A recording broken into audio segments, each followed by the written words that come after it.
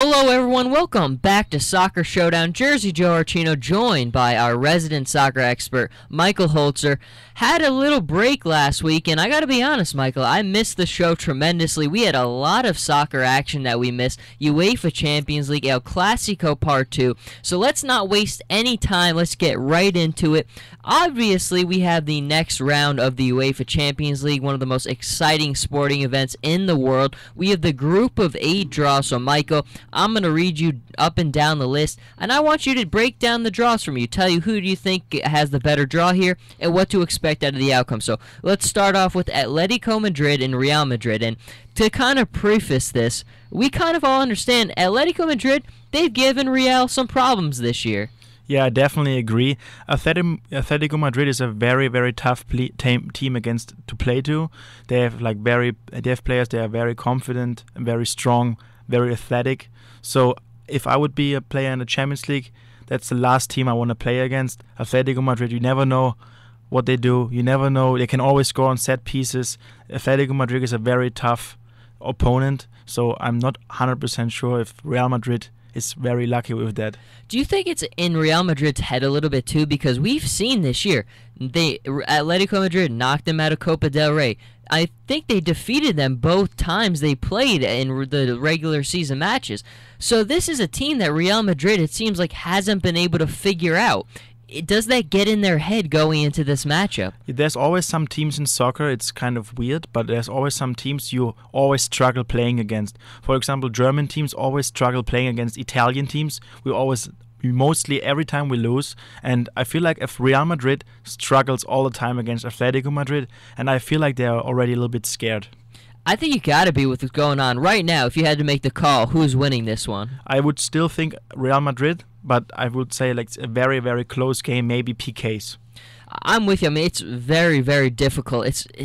I'm just scared for Real Madrid with this matchup, but we will move on to the next one. You got Juventus and Monaco. Now, I said to you a little bit before the show, I think it's a great match, a draw for Juve. I thought Juve showed really good signs in the matchup against BVB, Borussia Dortmund, of course. The one thing that I'm most worried about, though, is Paul Pogba. He's out for pretty much the foreseeable future. Now, Juve's already secured Serie A, the Scudetto. They're the champions. They're going to win. But does Pogba's injury make this matchup against Monaco a little bit more difficult? Juventus Turin has always a very good defense, and I think Juventus Turin is one of the best teams in the world. A lot of times underrated, I think, in the world, because Juve is very, very tough to play against, and they have also quality on top with Tevez. And yeah, Juventus Turin is gonna go through 100% in my opinion. I wasn't very convinced with Arsenal's and Monaco's game, because Monaco struggled a lot against Arsenal in the second leg. So I think that's gonna be clear, and it's gonna be a Juventus Turin. I'm with you too. I mean, I think Juve will find a way to get through, and it's like you said, the one thing, and especially that gives German teams problems about Italian teams, is that defensive mentality, those tactics defensively. And Carlos Tevez has been outstanding. I mean, the one thing you got to give the guy credit for is whenever they need a goal or they need a big play, he's always been able to step up for them. So Carlos Tevez is a guy they can always count on. And when you look at them defensively and tactically, I think you always know what Juve is bringing to the table. I also think like they did a very good transfer with Morata from Real Madrid. Yeah, I like him, Morata. Because I think Morata and Tevez, they fit perfectly together, because he's kind of a different type of forward to Tevez. So they both fit well together, and yeah, they definitely are a dangerous couple. Absolutely. So you're picking Juve to move on from this one? Yes. I'm with you on that one for sure. Now let's go to Paris Saint-Germain and Barcelona. Now, this is a repeat of one of the first rounds that we saw where Barcelona did advance and Paris Saint-Germain was right behind them. What do you see in this one? That's also a very difficult one, because both are probably right now very, very confident.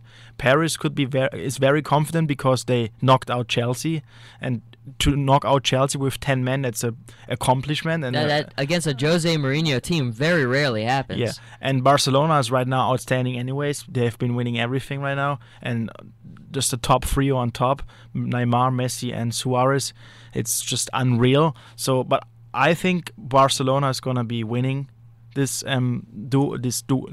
game, both legs. So I think Barcelona is gonna go through. I'm with you too. I think PSG will play them tough, but when you look at Barcelona right now, I don't know if there's a better team in the world who's better than them right now.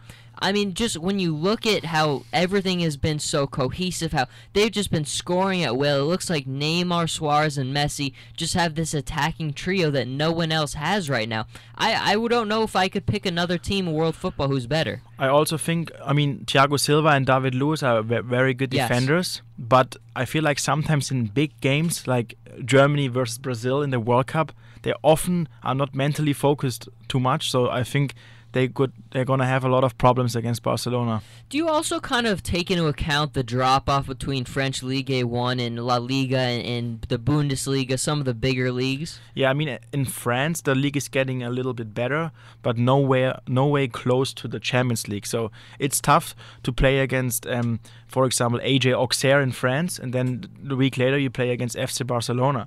Like, these are two different teams, two different qualities, and yeah, it's very difficult. It is. Now, the final one is, you're, of course, Bayern Munich taking on FC Porto. And I think FC Porto is probably the one club in the Champions League where they've kind of flown under the radar. We definitely haven't talked about them like the others.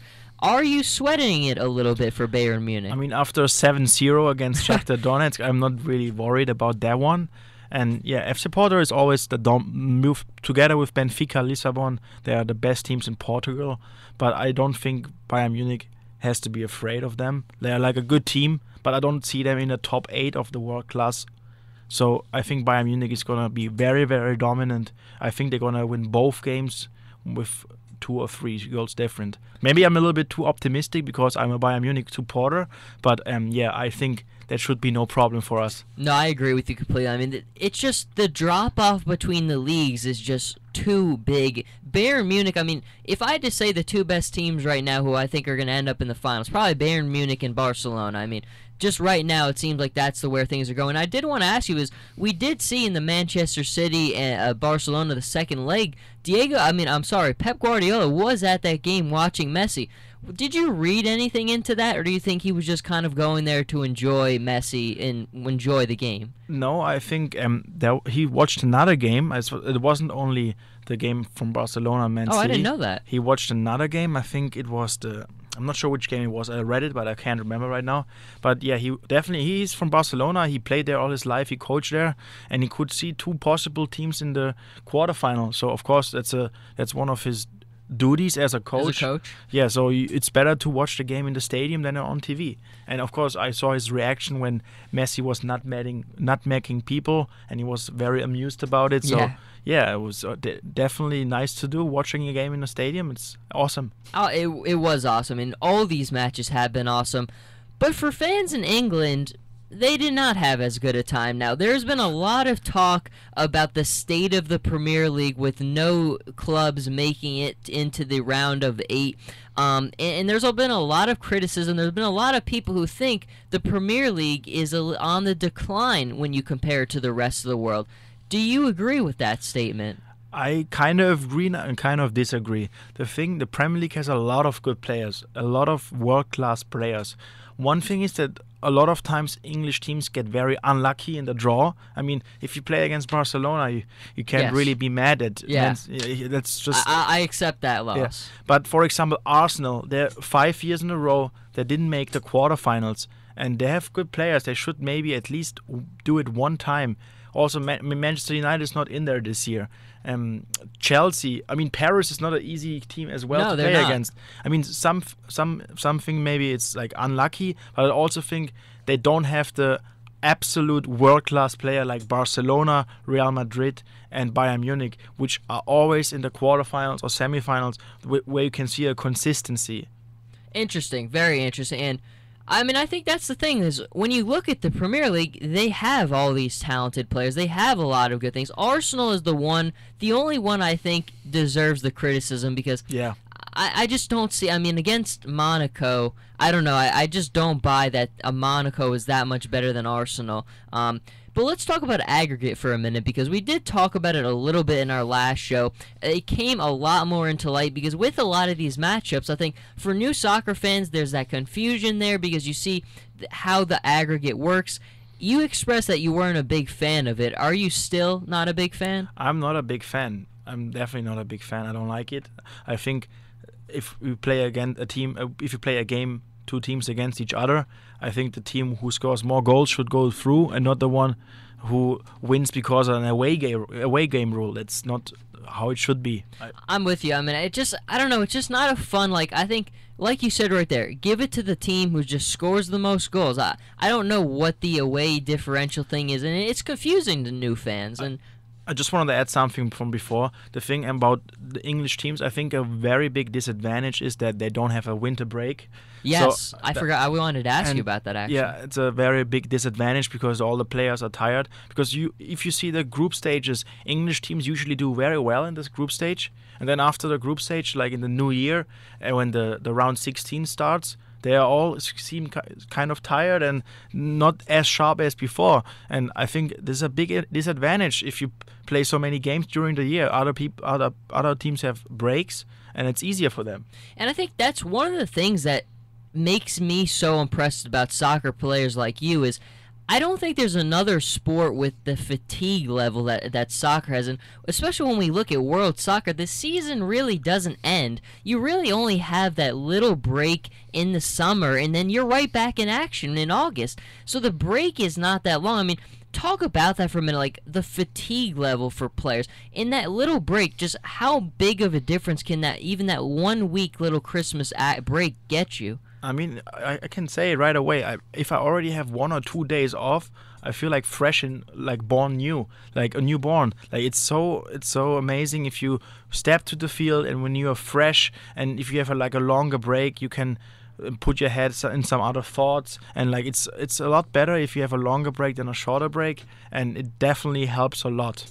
Interesting. I'm with you, and we heard a lot of people say that they believe that the Premier League should have that winter break, and I agree. I think it'll be very interesting because if you try it and you see the results, well, there's your answer. And if you try and nothing happens, but the only way you'll know is if you try. So we endorse the break for the English Premier League on Soccer Showdown. That is going to wrap it up for this segment. When we come back, talking a little bit of La Liga El Clasico Part 2 and New York City FC, some big news for us in that department. So stay with us, and we will be right back.